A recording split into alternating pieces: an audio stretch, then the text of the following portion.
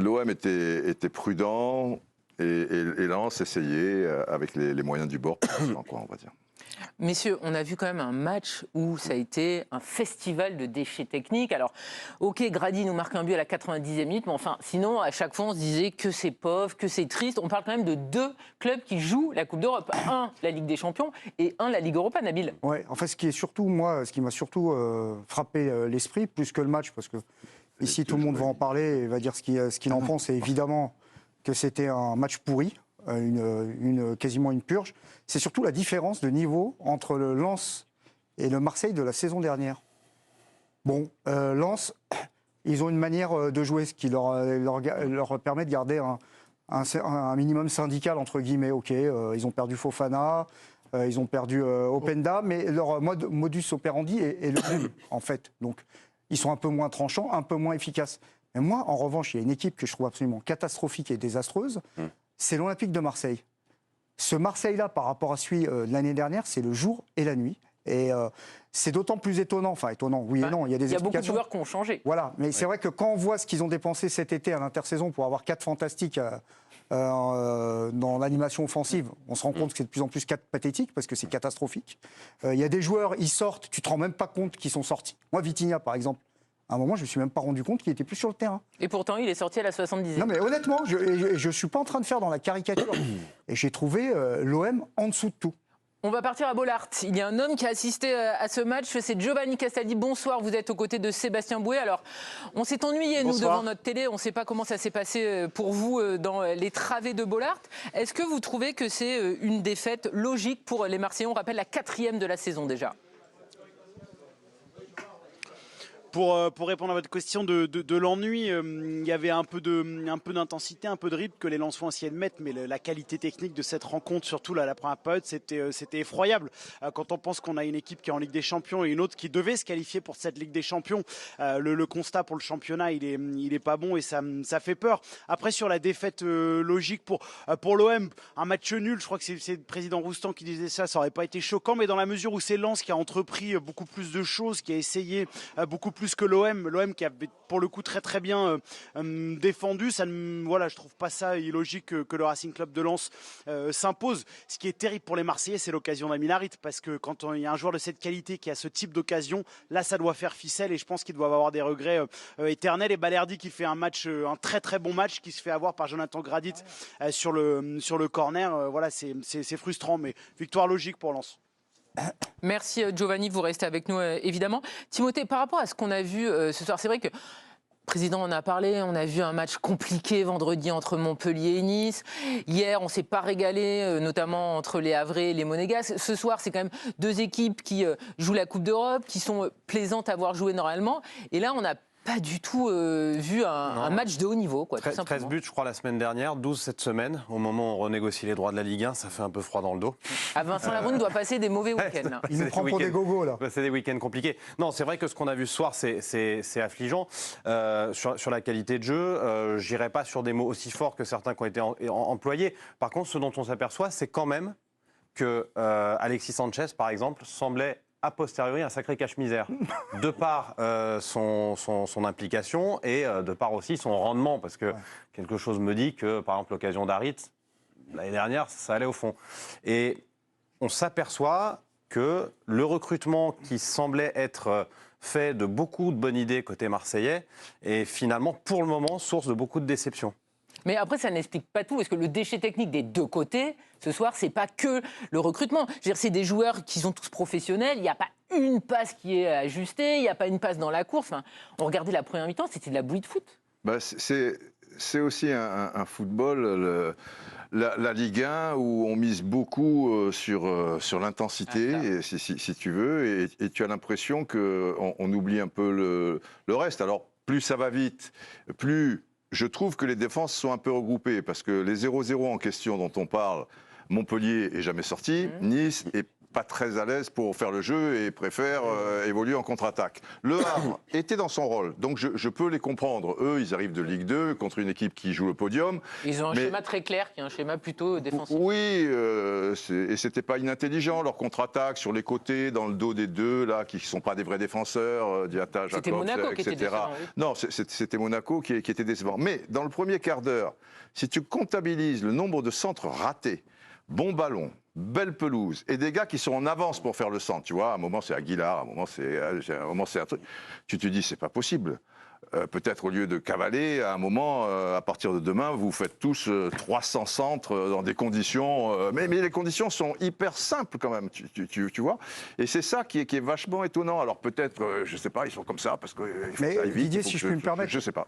moi je serais plus sévère. Mais- Je serais plus sévère quand même avec l'OM qu'avec Lens, parce que Lens, depuis le début de saison... Non mais la maladresse, leur elle place- était là, côté Lensois. Oui, aussi. mais c'était les des deux Lensois- côtés, Nabil, la maladresse. non, mais globalement, Lens, c'est la première fois depuis très longtemps que je les vois faire un match avec autant de déchets dans les 30 derniers. Ah, Je trouve que sur le contenu, ce qu'ils nous ont proposé depuis le début de saison en Ligue 1, ils ont plutôt été mal récompensés.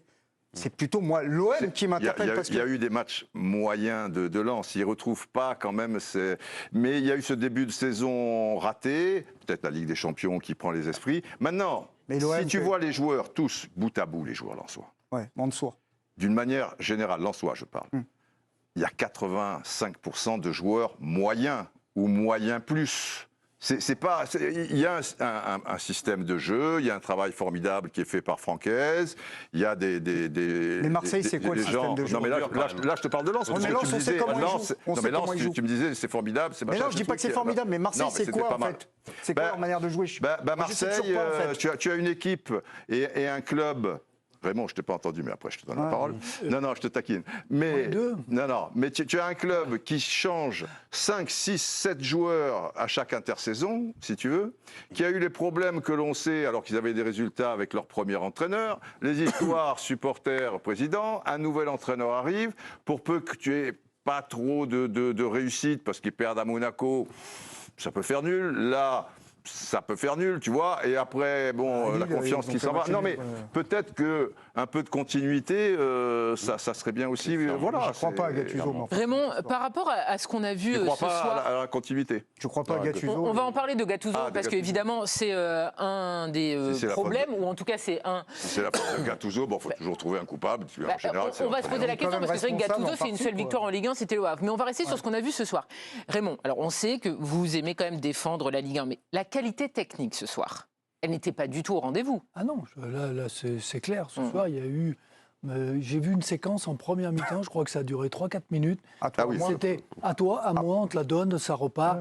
Il y a eu des déchets, je veux dire, incompréhensibles, parce que ces équipes-là, en général, Lens, ils n'ont pas ce genre de déchets dans leur jeu, ça ressort bien.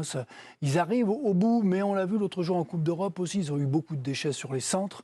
Ils étaient dans Les centres, c'est étonnant quand même. situation. Les Oui, centres, c'est vrai. tu es d'accord avec moi, mais en Alors que Ligue 1, les centres... Là, c'était pas Frankowski, c'était Oui, Aguilar. la dernière et fois, ça a c'est été Frankowski. le même problème. Ouais. Tous les centres ont été contrés, Sur l'adversaire, sont pas arrivés sur tu vois, l'adversaire. ouais. Et là, c'est peut-être parce que le ballon n'arrive pas assez vite. C'est pas justement. Non, mais des fois, ils avaient le temps, mais ils prenaient trop de temps. Il y avait un gars à 3 mètres, paf. Ils assurent le coup. Il y a un seul À la défenseur fois, pour qui avoir s'est le mis dans- nounours, tu dois qui se viser met le dans la truc. Alors là, trajectoire. tu as le nounours, je te Non, le mais dis. moi. c'est clair que la qualité technique et ce soir n'est ouais. pas au rendez-vous. Oui. Ça fait un match moyen parce qu'on se dit bon, tout pouvait arriver dans ce match-là. hein. Marseille aurait pu marquer un Je but pense. à un moment ou un autre, ça ouais. aurait pu se Il transformer. n'y a pas un ascendant terrible. non. Tanguy Vous parliez beaucoup des centres, on les a comptabilisés. Il y en a eu 26 côté lensois, 20 de ratés. Ah oui. Et côté marseillais, 21 centres effectués et 13 de ratés. Donc mais Ludo, c'est les chiffres terrible. qui parlent, effectivement. 13, c'est le numéro du département. Non, c'est vrai que ce match qui devait être une promesse est apparu comme une punition quasiment un peu ce soir. On était tous impatients de voir cette rencontre et on en ressort forcément Déçu. frustré et déçu. Après, il faut prendre peut-être en compte le contexte, c'est-à-dire un contexte c'était malheur au vaincu ce soir. On sent deux équipes totalement crispées par l'enjeu. Je trouve que l'enjeu a tué le jeu ce soir. Parce que c'est assez inhabituel, déjà côté lensois. Après, il y a aussi, on commence à en parler, mais vous allez voir ce qui va sortir dans pas très longtemps. On veut vendre notre Ligue 1 une somme. Je crois que tu parlais que vous alliez nous Une annoncer. somme folle, on n'est pas capable d'avoir des terrains convenables. J'étais à Lille, cet après-midi. Le LOSC est probablement l'équipe qui a un des plus beaux fonds de jeu. Ça, c'était le rugby qui a un peu tué la Peu importe. D'une manière générale. Peu importe, Didier, on n'est pas. Mais ça vous a choqué ce soir à Bollard? Non, moins, mais je pense pas, non. c'est aussi le fait qu'on ait des équipes. 80% de ces équipes aujourd'hui, on joue la contre-attaque, on joue l'attaque rapide. Voilà. Ouais, on a de moins en moins de maîtrise, les coachs veulent de plus en plus bloc compact, bloc médian, et travailler sur le contre-pressing. On a passé le tiers du championnat, ces deux équipes-là ont joué l'Europe, ça commence à tirer la langue et ça se voit, parce que quand vous faites des sprints constants à haute intensité, parce que ce soir, certes, le niveau technique n'est pas là, mais on ne peut pas leur reprocher de ne pas avoir fait d'efforts. Il y a eu de l'engagement, il y a eu de l'engagement, il y a eu de l'intensité. Je vois deux équipes, moi, qui commencent à tirer la langue, clairement. Et ça peut jouer aussi sur le niveau. Non, mais attendez, mais le classement, là, le tableau, moi, je suis effrayé, là. Qu'est-ce qui se passe, mon Nabil? Qu'est-ce que tu vas dire encore? Lyon, ils font un début de saison c'est un cataclysme.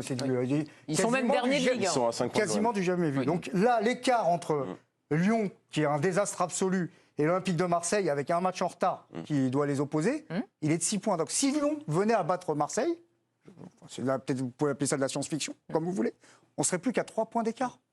Ouais. Non, mais vous savez bien compter. Donc, non, mais je trouve que c'est important sur la lecture du début de saison de Marseille. Parce que moi, Lens, je veux bien qu'on les critique. Enfin, je veux bien que ce soir, ils n'aient pas fait un mauvais match. Mais encore une fois, quand Frankowski il est là, vous inquiétez pas, les centres, ils arrivent. Ce soir, c'était Aguilar qui était de retour. Frankowski, face au PSV, il n'était pas inspiré. Oui, mais il n'a pas été inspiré face au PSV, mais globalement, c'est un bon joueur. Il a été plutôt bon, Aguilar, ce soir.